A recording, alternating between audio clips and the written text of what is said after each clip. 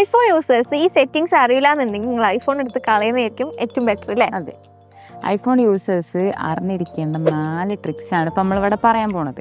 ഒന്നാമതായിട്ട് ഇപ്പം നമ്മൾ കോളൊക്കെ ചെയ്യുന്ന സമയത്ത് ഇപ്പോൾ ക്രൗഡഡ് ആയിട്ടുള്ള ഏരിയ ആണെന്നുണ്ടെങ്കിൽ ഈ ബാക്ക്ഗ്രൗണ്ടിൽ നോയ്സ് ഒക്കെ നല്ലോണം ഉണ്ടാവും.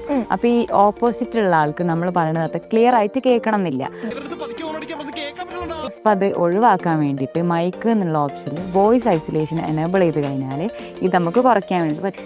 സെക്കൻഡ് വൺ എന്താ വെച്ചാൽ നമ്മൾ കുറേ ടൈം സ്ക്രീൻ യൂസ് ചെയ്ത് കഴിഞ്ഞാൽ നമ്മളിപ്പോൾ ഇങ്ങനെ സ്ക്രീൻ അറിയാതെ സ്ക്രീൻ യൂസ് ചെയ്ത് കഴിഞ്ഞാൽ നമുക്ക് കണ്ണിന് പ്രശ്നമാവാൻ സ്ട്രെയിൻ വരാനൊക്കെ ചാൻസ് ഉണ്ട്. അപ്പോൾ ഇതിന് വേണ്ടിയിട്ട് നമ്മൾ സെറ്റിങ്സിൽ പോയിട്ട് സ്ക്രീൻ ടൈമിൽ സ്ക്രീൻ ഡിസ്റ്റൻസ് എനേബിൾ ചെയ്ത് കഴിഞ്ഞാൽ നമ്മൾ കളിക്കുന്ന ടൈമിൽ നമ്മളെ ഐഫോൺ ഭയങ്കര അടുത്തേക്ക് വരാണെന്നുണ്ടെങ്കിൽ എന്ത് ചെയ്യും, അതൊരു വാണിംഗ് ആയിട്ട് ജസ്റ്റ് കാണിക്കും. അപ്പോൾ നമുക്ക് എന്ത് ചെയ്യുക, ജസ്റ്റ് കുറച്ച് വിട്ട് നിൽക്കാനുള്ളൊരു ഇത് വരും.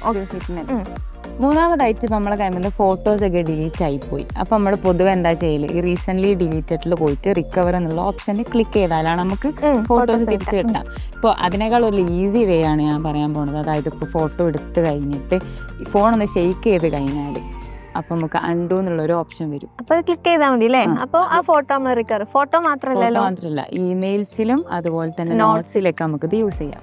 ഇനി ഫോർത്ത് വൺ എന്താ വെച്ച് കഴിഞ്ഞാൽ ഇപ്പോൾ നമ്മൾ രാത്രിയൊക്കെ കിടക്കും, അധികം രാത്രി നല്ല അധികവും ഫോണൊക്കെ സൈലൻ്റ് ആക്കിയിട്ട് ആൾക്കാരുണ്ടാവും. അപ്പോൾ ഈ ആൾക്കാർക്ക് ഇമ്പോർട്ടൻറ്റ് കോൾസൊക്കെ ഇപ്പോൾ നമ്മൾ പാരൻസോ അല്ലെങ്കിൽ നമ്മളെ ഗേൾ ഫ്രണ്ട്സോ അല്ലെങ്കിൽ പാർട്ട്ണറോ ഒക്കെ വിളിക്കുമ്പോൾ ആ ഇമ്പോർട്ടൻറ്റ് കോളൊക്കെ എന്താ മിസ്സാവാതെ നിൽക്കാൻ വേണ്ടിയിട്ട് നമ്മൾ എന്ത് ചെയ്യുക, ജസ്റ്റ് ആ ഇമ്പോർട്ടൻറ്റ് കോളിൽ പോയിട്ട് അത് ആ കോൺടാക്റ്റിൽ പോയിട്ട് ജസ്റ്റ് നമ്മൾ എഡിറ്റിൽ പോയി കഴിഞ്ഞാൽ റിംഗ് ടോൺ ഡിഫോൾട്ട് ഉണ്ടാവും, അതിൽ കയറിയിട്ട് നമ്മൾ എമർജൻസി ബൈപ്പാസ് എന്നുള്ളൊരു ഓപ്ഷൻ എനേബിൾ ഇട്ട് കഴിഞ്ഞാൽ നമുക്ക് എന്ത് വരും, ഇവർ ഇപ്പോൾ സൈലൻറ്റിലാണെങ്കിൽ തന്നെ നമുക്ക് ഈ ഇമ്പോർട്ടൻറ്റ് കോൺടാക്റ്റിന് വരുന്ന കോൾസൊക്കെ നമുക്ക് കിട്ടും. സോ ഇതുപോലുള്ള കൂടുതൽ ഇൻഫോർമേറ്റീവ് ആയിട്ടുള്ള വീഡിയോസിന് വേണ്ടിയിട്ട് നമ്മുടെ ചാനലായ കെൻമി ഡിജിറ്റൽ അക്കാഡമി സബ്സ്ക്രൈബ് ചെയ്യും.